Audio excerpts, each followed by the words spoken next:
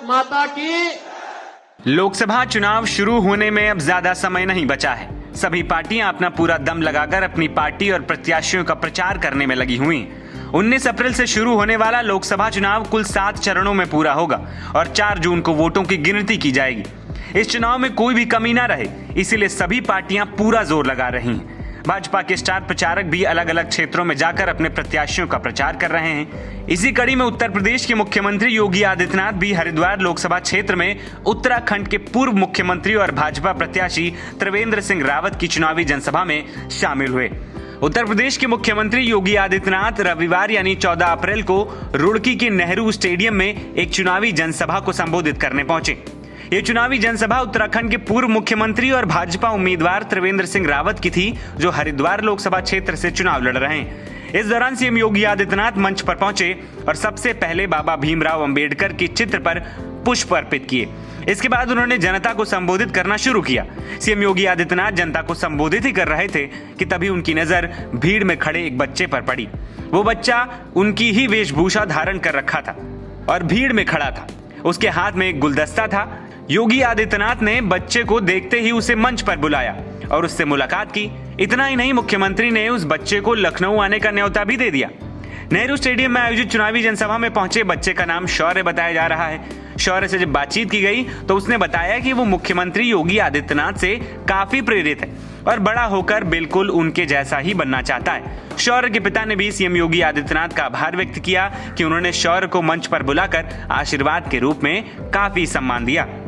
वहीं जनसभा को संबोधित करते हुए सीएम योगी आदित्यनाथ ने कहा कि अयोध्या की तरह हरिद्वार को भी संवारेंगे। ये जितना भी परिवर्तन है, अयोध्या और काशी विश्वनाथ धाम से लेकर के केदारनाथ धाम तक, ये जो आस्था का सम्मान है, विकास के बड़े बड़े कार्य हो रहे हैं, यह सच है कि यह सब मोदी जी के नेतृत्व में हुआ, लेकिन इसका श्रेय आपको जाता है क्योंकि आपने कमल चुनाव चिन्ह पर मोदी जी के प्रतिनिधियों को चुनाव जिता करके भेजा है। आपके एक वोट की कीमत है। यह वोट आपने सही दिशा में दिया है तो बहनों और भाइयों, देश सही दिशा में आगे बढ़ चुका है। अगर गलत दिशा में जाता तो वैसे होता जैसे उत्तर प्रदेश में पहले 17 के पहले रोज कर्फ्यू लगता था। आज तो कर्फ्यू नहीं लगता ना यूपी में। मुजफ्फरनगर तो आप ही के बगल में है ना, 3 महीने तक कर्फ्यू लगा था वहां। समाजवादी पार्टी की सरकार में 3 वर्ष तक कर्फ्यू लगा था। आज कर्फ्यू नहीं है। आज तो गाजियाबाद से हरिद्वार तक कावड़ यात्रा की धूम होती है, कावड़ यात्रा की धूमधाम से।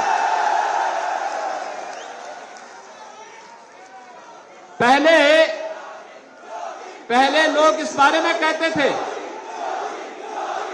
पहले लोगों को इस बारे में चिंता होती थी कि क्या होगा, कैसे सुधरेगा यूपी।